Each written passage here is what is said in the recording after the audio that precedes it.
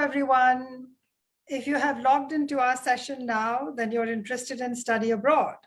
And that is what we are going to talk about. In fact, today we have a very interesting twist on the study abroad.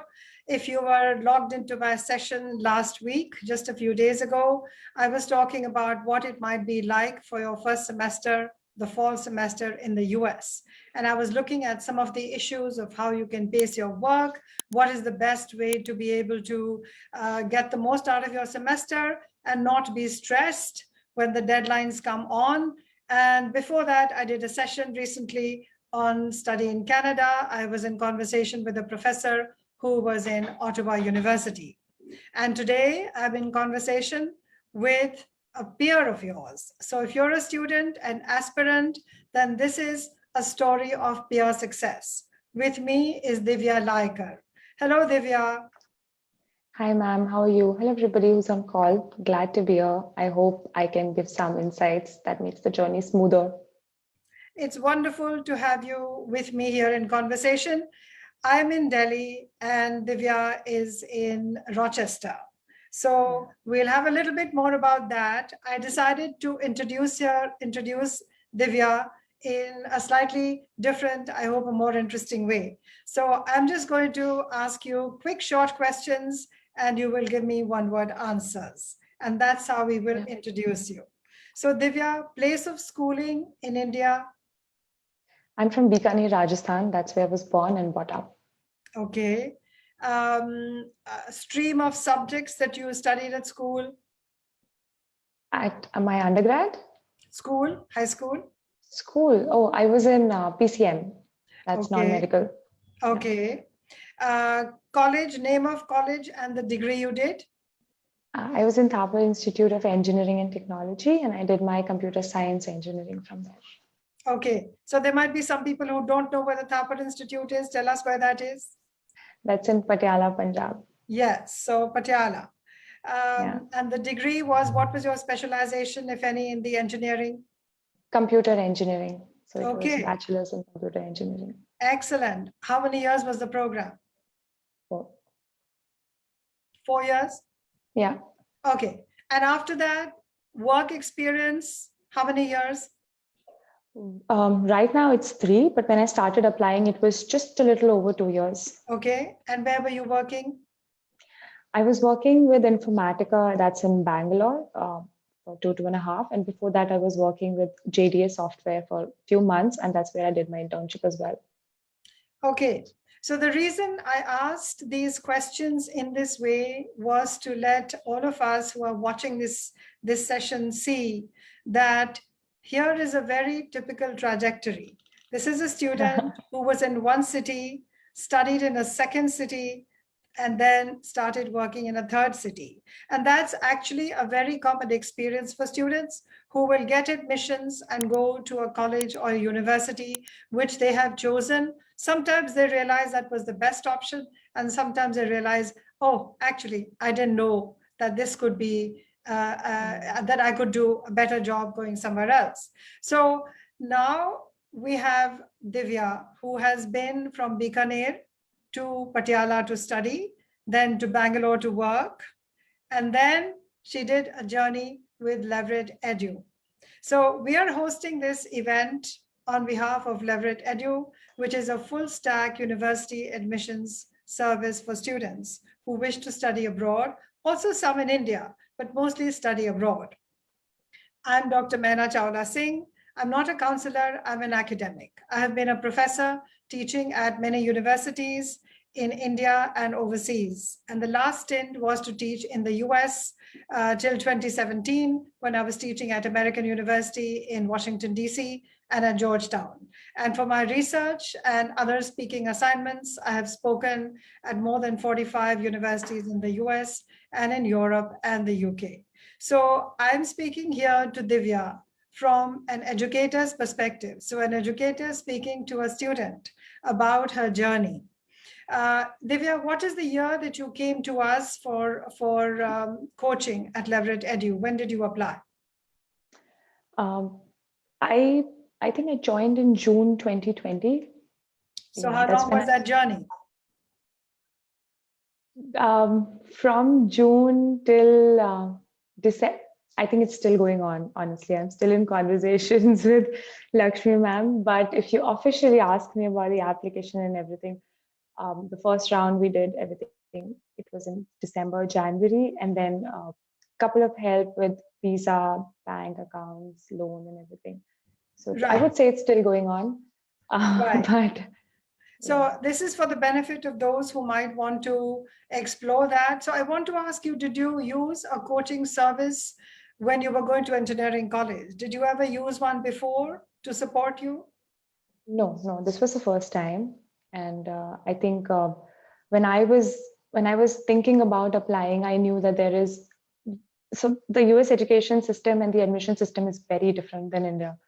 So in India, it's just an exam, and that's how then the counseling and everything. Here, you have to work hard on what you're writing.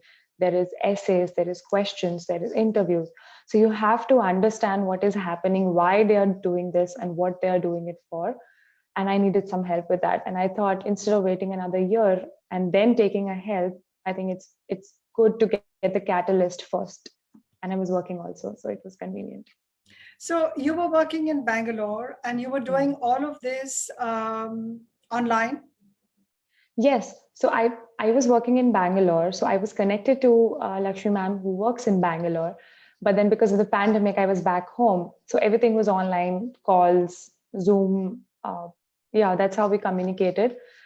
It would have been nice if we could meet, but I don't think that had any impact on the kind of service I was provided or our conversations.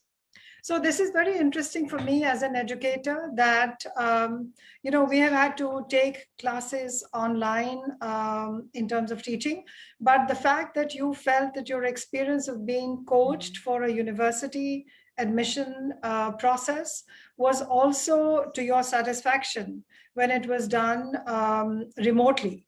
Of course, there Yeah. are conversations, there are voice calls, and there are video calls, but the fact that you Yeah. have been satisfied with the kind of support you got is a very interesting thing. I want to now Yeah. step back and actually not speak so much about this particular service. We are India's top ranking service, but I do want to say I want to unpack this as a process for students who would be going into the coaching service to be able to apply for universities abroad. And because Yeah. you have done well and you look happy, you look contented, you have reached where you wanted to reach, you're doing an MBA program, and congratulations for all that. I want Thank to you. tell you, I want to sort of ask you, how clear were you about your goals when you first came for counseling? And is it important for the student to be clear about their goals even before they come for counseling? Or is it okay to say, I want to go abroad, you tell me what my goal should be? Tell me, Divya. Um, Definitely not the second option. I was pretty clear what I want to do, uh, where I want to reach, the kind of colleges I want to be with, not like which college, I just could not pinpoint at that time. But I knew that I want to get into a 2-year program. I want to look at American schools. I want something that's affordable. I had a budget in mind. Everything was set. But at the same time, when you enter that rabbit hole, it's a very different world because you need to understand that basic outline you have to do. Nobody's going to do that for you. What counseling can offer is that they can help you reach that goal. So nobody else can define what you want. And at the same time, like you said, I'm happy. I'm actually happy because this was my goal. Nobody asked me that you have to go here, or this should be your goal, or this is the ranking that you should look for. And that is because it satisfies what I am looking in my post graduation degree, which I would say it's very different for Indian students when it comes to undergraduation degree. So you have to understand that at this point you have to take charge and look at the goals that you want to reach. It's not about top 10 ranking or top 20 ranking. You have to have a clear head that kind of industry the area focuses in, or the location, or whatever that is. It doesn't have to be anything too academic or technical. You can just be like, I like this college, and that should be it. That's your goal. So yes, you have to jot down some basic points so that anybody can help you reach those goals. Thank you. Divya, you're so articulate and you are able to present that, unpack that process for me so clearly. I want to pick on two words that you have used. One Yeah. is define. You said a student has to define for themselves where they want to go. And I think that Yeah. is so important. And I think so many students don't do that. I don't blame them, Yeah. because when we are studying in the Indian system, we are not asked to define. We are given a Yeah. syllabus and we have to do that, we have to accomplish. And a lot of the job interviews also do not expect that. So we're not used to it. So I want to say to students, you need to have a clear head. You need to have a definition. As you said, you don't really need to know which college, because when you select colleges, it is a rabbit hole. You have to really Yeah. study each website and see what is the difference. But again, I want to come back and say define, make a map. You can fill in the city later, but have a Yeah. map in your head about where you're trying to reach. So the destination is not just about Are Canada or Are UK. No, it's really about what kind of a program?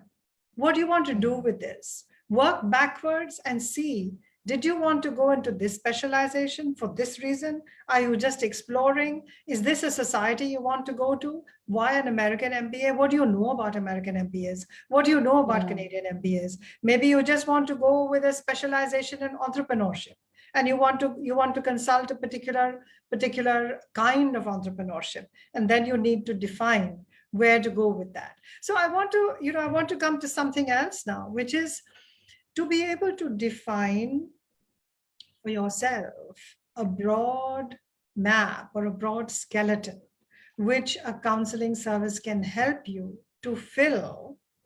Yeah. You as a student need to be very highly motivated, right? Because you Yes. have to do that homework. So I want Yes. to ask you, what is the role of self motivation? Parents can motivate you, teachers can motivate you. You did really well. Wow. Your friends can say, Yeah. Ara, you maxed it. You have such a great job. What is the role of self motivation? Why do you need that? And is it difficult? I think that's the heart of the whole process. I mean, as a 25 years old, I can't rely on my mother telling me that you have to have a future. That is something that should be in your head, that where you want to reach.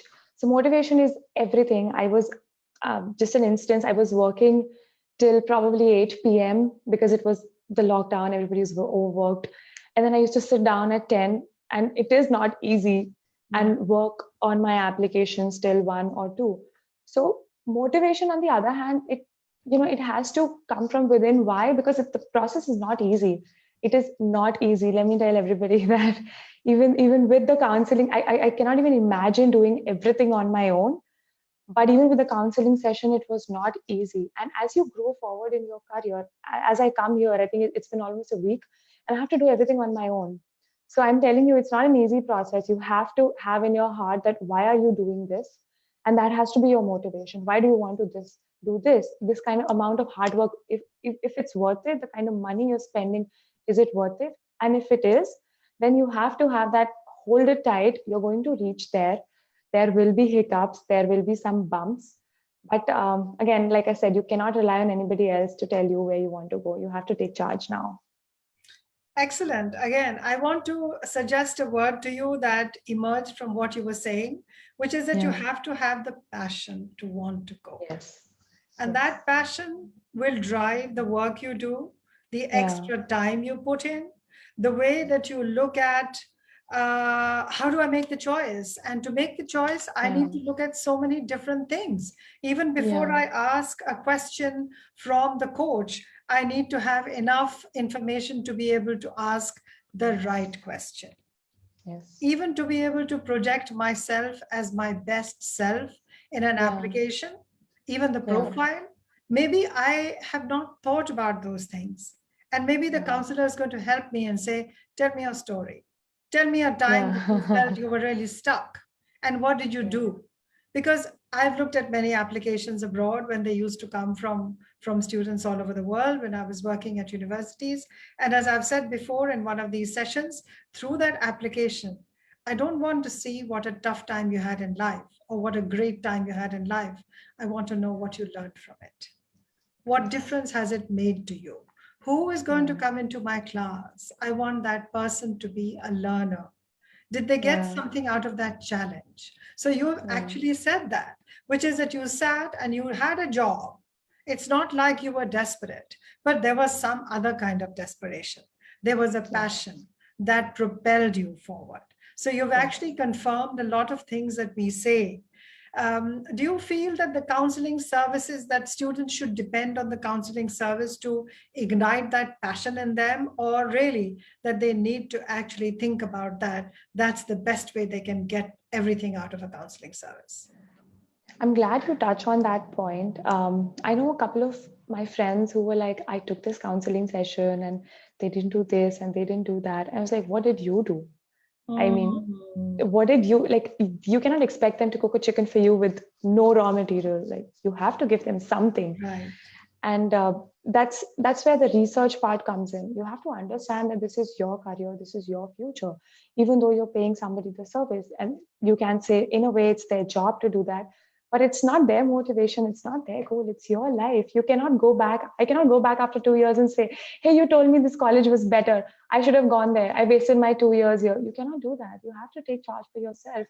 Get into the research process. When you go to the counselor, you should be very clear in your head that this is the type of colleges that I want, this is the type of degree I want. And man, you touched upon this, that you have to deep dive into the research of the college. And I didn't understand at that point what it meant. It means getting into the academics, it means getting into extracurriculars, it means getting into the kind of industries around the college, the location based on where you want to live, the kind of industry you want to work with. You have to have these things clear in your mind before you go to somebody else. You cannot just be like, can you give me a list of colleges I should apply to? No, why would anybody do that? And when you come here, you realize that it's even like we're like spoon fed in India. And I would say the counseling session was still, it was, I won't say it was spoon fed for me at least. I had a good coach, we worked well. But some people expect the spoon feeding. Here you will come, nobody cares about what you want to do. You have to go to them. The resources are with you, but you have to know how to use them. So that only comes when you get into the process on your own. Excellent. So yes, it is true that when you come to a counselor and say, will you shortlist colleges? Yes, they will shortlist colleges. But what you're telling us is that if you take charge, you get much more out of that experience. You can get the best out of a counselor if you give them the best information and the best of what you want. So this is the way of saying that your aspiration must also have some grounding. Don't just be flying around and saying, I don't know where to go. Because then during the counseling, there's only that much of the journey that you can reach. But if you have done a bit of the journey yourself, you can actually fly. So I wanted to specify a few different things. You touched upon it already, and I'm going to give you a few things which I always consider are really important for student success, especially in the application process. One is doing research on colleges. The other is time management. The third is balancing work priorities. And the fourth is seeking peer support. Which would you rate in what order? What is the most important? Oh, this is a tough one. I've already said research is most important. I'm going to rate that number 1. Okay. And balancing work priorities, because most young professionals have jobs, and time management probably can be clubbed together. Yeah, that's what I was thinking. So I had to take a little bit of chunk outside my work life, but if you can manage, everybody, I mean, I know so many people who can do it all. So do that. It's very important to manage your time. We touched upon the motivation part. It's not easy to finish work and then 1.5 hour later get up and start writing your essays. I used to do that in the morning, early morning, 4 o'clock, 3 o'clock, so that I'm in a more fresh mind if I'm not able to work. So yes, that is important. Actually, it's very difficult. All of them are like the recipes to success, and you have to have a balance of all of that. You need some peer support as well. You need to talk to people, your seniors, your classmates, what they are doing. Why are they choosing this kind of program? Why they chose this? These are the questions that you should be asking. So it's just so difficult. Definitely time management, definitely research is number 1 and everything else is number 2. So this was a twister. This was a twister. Your own conversation just now has told me very, very clearly that actually you recommend all of those things. So I'm just going to go over them for a minute, which is to say doing research on colleges is extremely important. Read their websites, not only the courses, but read their mission statement. How does it work with you? Do you like their, whatever the mission is, are they devoted to environment? Do they work along inclusion? Do they care for international students? What do they care for? Do they care for multiculturalism? And as you read those things, you will get ideas for your application because you want to show them that you fit that vision and you want to be part of that project. So there is no shortcut to doing the research. People who are counseling you can look at options for you, but they don't always know what actually triggers the best thing in you. And that's why you must look at those sites. Just random reading, just do it on your mobile, but just keep reading as much as you can about each of the colleges that you are considering. It will also help you to decide what you don't want to apply to. Something there will tell you, I don't really want to go there, and that's fine. And managing your time is being able to balance what needs more concentration. Do that when you are fresh in your mind. If it's just about browsing a college site, you can do it on a bus. You can do it sitting on a train. You can do it when you're waiting somewhere because you can do that on a mobile smartphone. So you can actually balance those work priorities and manage your time so that you are giving your best to the application process when you are at your freshest and best in focus. And that's also a time that you can list the questions that you want to send to the counselor, because then your mind is sharp, you're ready. At the end of the working day at a job, you're exhausted. You're not going to be able to think. And then I see these very strange, bland questions. What do you think I should do? How can anyone tell you when you don't tell me enough about what you mean by what you want to do? What should I be doing? That's like, it's too open-ended for us to be able to do anything. And seeking peer support, you said something very good here that yes, keep talking about it. You don't know what you'll pick up that might be of use to you. So as we come to the end of this, this wonderful session, Divya, what is the one thing that you would like to say to people who are aspiring, who are working professionals? What can they learn from you? It's a tough question. Okay, I'll start from here. Number one, you have to realize that the admission process in America is, I only apply to American schools, so I can speak from that perspective, is very different than the Indian schools. On paper, if you look at me, I'm not the ideal candidate. I'm an engineer who isn't in India. And I have just 2.5 years of work experience. I'm from a tier 2 college. So you have to understand, and I still made it here. So I was fine. And that was because I respected that the process is different. I didn't try to fit in. I tried to step out of that and realize why me, why I am the right candidate. I have a lot of other things that I had good extracurriculars that I could rely on, or life experiences and my work experience, and rely on those things. Find out why are you different than others, not how you're fitting in. Don't try to fit in. Don't try to fit in that box. And don't think that just because you're a straight A or you're an IIT, you're going to get into a good college. That's not how it works. And just because you're not going to get into a good college. It works both ways. So for one advice will be respect that. Second, find your motivation. It's very, very important. It is a difficult process. Not just getting here is difficult. What I have experienced so far is like 10 times less difficult than what I'm going to face in the next 2 years. The MBA program or any master's program for that matter of fact is difficult. Find your motivation. And third, ask a lot of questions. I used to pick my counselor's brain all the time.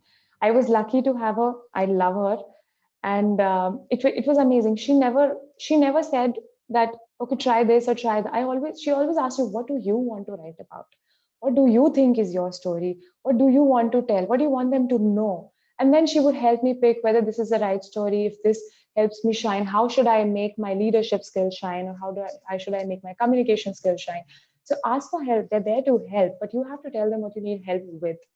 So yeah, not one, but 3 advices for you. Yeah, Divya, thank you. That last part was so good because I want to say to you as an educator that the best counselors and the best educators love to be asked questions. It is a pleasure. Yeah. So if you are picking our brains, that's the kind of person we want because we feel that you're already finding your way and we are just catalysts. And I think that is a really important thing. If you are asking those questions, you are already doing what is of great value today in the world, and that is critical thinking. We don't even Yeah. know what the future of jobs is going to be, but we know that if you are a learner, if you're asking critical questions, you will adapt, you will change, you will be an entrepreneur for yourself, and you will start things where some things are difficult to start because you will just use your own problem solving skills. So I want to say that that's really important. And the other part that you mentioned about you are very modest and you said, oh, everybody's an engineer and what is there in me? Your application must have been something that made you out to be a person that they wanted you at that university, in that class, in that cohort. And I want to stress the word authenticity. When you're doing applications for a US university, they don't want to see 99% because they feel Yeah. you may have just memorized that.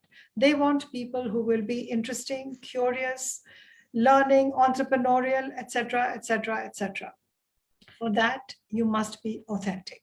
And you have shown us that all of those things were things you realized in that process. So, Divya, I have one last question.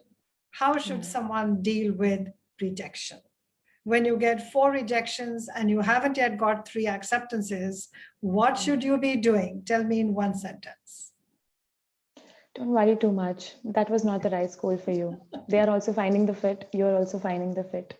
So maybe Lovely. this was not the school for you. Lovely. That is fabulous. With that optimism and that spirit to go ahead, I'm sure you will fly. The first thing I want to say is at least now you don't have to work till 8 o'clock and then wake up with the anxiety of filling an application. You have been in the US for the last 1 week. I hope you have caught up on sleep. And I hope that you're going to enjoy the autumn and the fall in upstate New York, which is supposed to be absolutely beautiful. So, with that, I come to the end of this session. Divya, it's been a pleasure to speak to you. Thank I'm you. happy to be here. Thank you.